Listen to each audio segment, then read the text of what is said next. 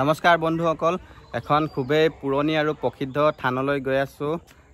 কোনখন থানলৈ গৈ আছোঁ আৰু কিয় গৈ আছোঁ ভিডিঅ'টো শেষলৈ চাই থাকিব, সকলোখিনি কৈ আছোঁ। এই থানখনিলৈ আহিলে চাবুৱাৰ হাতিয়ালি পথেদি আহি মৰিচা গাঁৱৰ পাৰ কৰি অলপ দূৰ গৈয়ে পাবগৈ। হাতিয়ালিৰ পৰা এই থানখনিলৈ মাত্ৰ 15 পৰা 20 কিলোমিটাৰ দূৰত্ব হ'ব।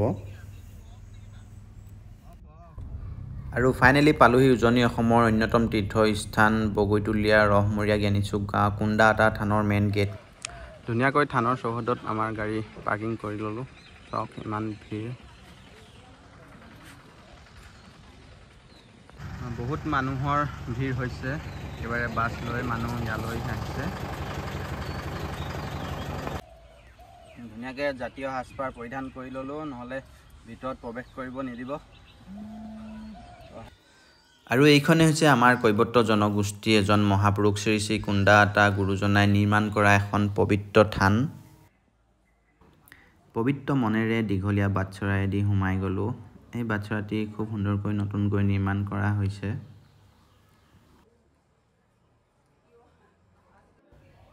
প্ৰথম আহিয়ে ভকত বৈষ্ণৱক সেৱা প্ৰাৰ্থনা কৰিলোঁ। আৰু থাপনাখন দেখিছে, এই ঠাইখিনি জিৰণি চৰাহে। ইয়াত অস্থায়ীভাৱে থাপনাখন পাতি ৰাখিছে। থানৰ মেইন ঠাইখিনি নিৰ্মাণ কাৰ্য চলি থকা গতিকে ইয়াত অস্থায়ীভাৱে থাপনা পাতি ৰাখিছে।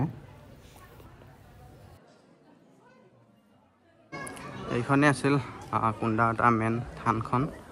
এতিয়া বৰ্তমান নিৰ্মাণ কৰি আছে। অলপমান দেখাই দিছোঁ।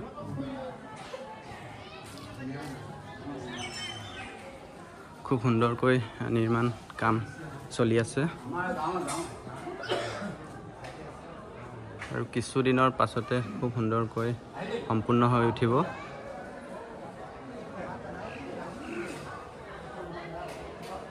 আমি এতিয়া কুণ্ডাআটা গুৰুজনাৰ সমাধিত এতিয়া চাকি বন্তি জ্বলাই মনৰ যি প্ৰাৰ্থনা কৰিম। বহুতো ভক্তই ইয়াতে চাকি বন্তি জ্বলাই মনৰ প্ৰাৰ্থনাবিলাক ইয়াতে সম্পূৰ্ণ কৰে। আপোনালোক কোনোবা যদি কুণ্ডাআটা থানলৈ অহা নাই, তেন্তে আহি গুৰুজনাৰ সমাধি কাষতে চাকি বন্তি জ্বলাই নিজৰ লগতে পৰিয়ালৰ মংগলাৰ্থে আপোনালোকে খুব শান্তি মনেৰে প্ৰাৰ্থনা কৰি মনোকামনা পূৰ কৰিব পাৰিব। বহুতো দূৰ দূৰণিৰ পৰা বিভিন্ন জাতি জনগোষ্ঠীৰ লোক ইয়ালৈ আহি চাকি বন্তি জ্বলাই সেৱা প্ৰাৰ্থনা কৰি বহুতো সুফল লাভ কৰিছে।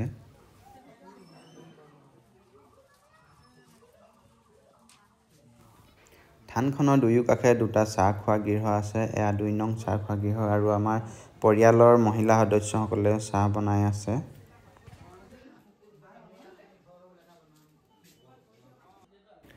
আৰু ময়ো ভকত বৈষ্ণৱৰ লগত একেলগে বহি চাহৰ জুতি ল'লোঁ।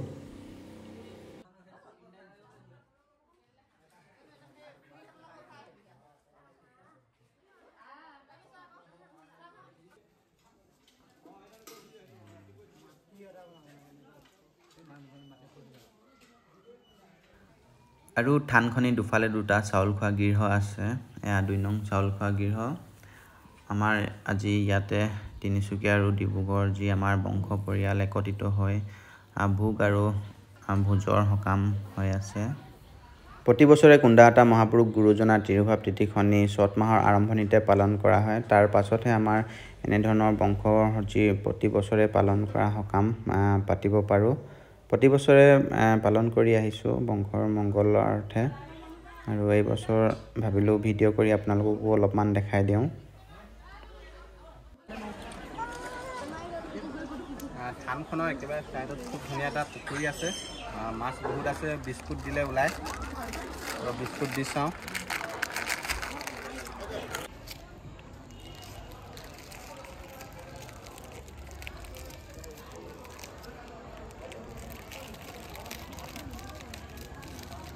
ডাঙৰ ডাঙৰ আছে ন? মাজলে ডাঙৰ আছে।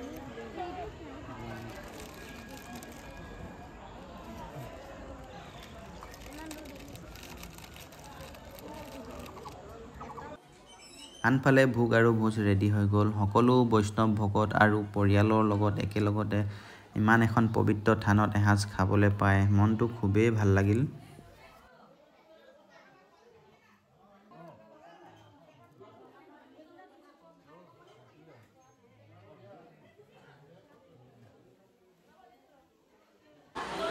আমাৰ এই থানখনিৰ বিষয়ে অলপমান বুজাই দিব মোৰ খুৰা বুলন চন্দ্ৰ দাস ডাঙৰীয়াই। নমস্কাৰ। ডিব্ৰুগড় জিলাৰ অন্তৰ্গত চাবুৱা অঞ্চলৰ ৰঙিয়া ঘেনিচুক ঠাইত খুন্দা এটা থানৰ এখন ঐতিহ্যপূৰ্ণ আৰু উপমানিক থান হয়। ইয়াত জনশ্ৰুতি মতে আমি বিশ্বাস কৰোঁ যে সঁচাকাথেও গজালি মেলে আৰু নিঃসন্তান সম্পত্তিও সন্তান জন্ম হয় আৰু সেই মানসেৰে ইয়াত দৈনিক বহু হাজাৰ হাজাৰ মানুহ সমাগম হয়।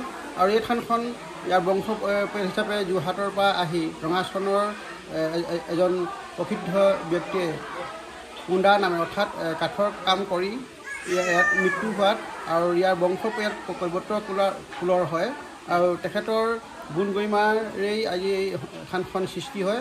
আৰু শেষত আজি ৰাইজৰ যিটো প্ৰমাণ যে আমাৰ যিটো মনৰ আশা আৰু খুব ভক্তিভাৱেৰে বিশ্বাসত আহিলে তেওঁলোকৰ মনোকামনা পূৰণ হয়। আৰু সেই সূত্ৰে আমি আজি এই থানখনলৈ আহি ইয়াৰ ঐতিহ্য আৰু ইয়াৰ সুস্থ বৃদ্ধিৰ কাৰণে যিখিনি আমি চালোঁ আৰু খুব ভাল হৈছে, সন্তুষ্ট হৈছোঁ। আৰু ইয়াত ৰাইজেও আহক আৰু ইয়াত সহযোগ কৰক আৰু নিজৰ মনোকামনা পূৰণ কৰক, তাৰে কৈছোঁ মোক বক্তব্য ৰাখি সামৰণি মাৰিলোঁ। ধন্যবাদ। ধন্যবাদ জনাইছোঁ মোৰ খুৰালৈ ইমান সুন্দৰকৈ বুজাই দিয়াৰ বাবে। ধন্যবাদ। থানখনিৰ একেবাৰে মেইন গেটখনৰ নিচেই কাষতে এটা ঔষধিৰ নাদ আছে। নাদটোৰ পৰা পানী লৈ ঘৰত নিয়মীয়াকৈ খালে পেটৰ বিভিন্ন ধৰণৰ ৰোগ নাইকিয়া হয় বুলি এটা জনশ্ৰুতি আছে আৰু বহুতে ইয়াৰ পৰা এই নাদটোৰ পৰা ঘৰলৈ পানী লৈ যায়।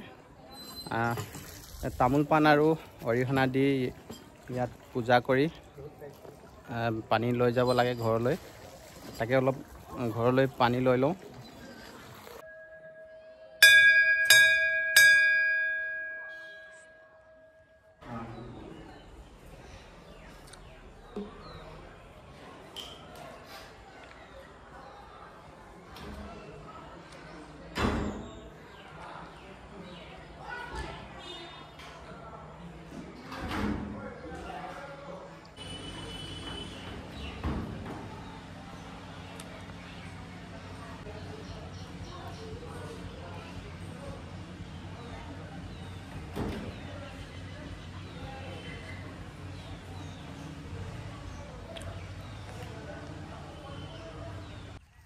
থানখনিৰ নিচেই কাষতে লাগি থকা ব্ৰহ্মপুত্ৰৰ নদীখনৰ পৰিৱেশটো চাওকচোন, ইমান ধুনীয়া।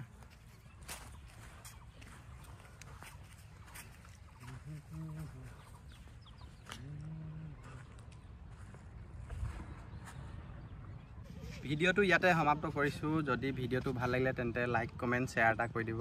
ধন্যবাদ।